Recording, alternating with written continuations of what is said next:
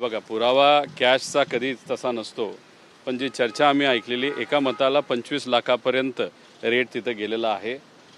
85 कोटी रुपयाला एका खासदाराची किंमत त्याच्यात ठेवण्यात आली होती. म्हणजे TMCला कुठेतरी 60-70 कोटी रुपये दिले गेले होते. इथं 85 कोटीचा आकडा आम्ही ऐकलाय. कारण का जेव्हा एकनाथ शिंदे साहेब पहिल्यांदा फुटले होते, तेव्हा एका एका आमदारांना 25 कोटी कॅश आणि 25 कोटी तुम्ही कामातून कमवा असं सांगितलं. इथं 85 कोटी रुपये कॅश आणि आम्ही 250 कोटी विकास निधी देऊ. म्हणजे विकास निधीमधून सुद्धा तुम्ही भ्रष्टाचार करून तिथं 25-30 कोटी कमवा. म्हणजे 110 कोटीवर हे गणित तिथं गेलेलं आहे.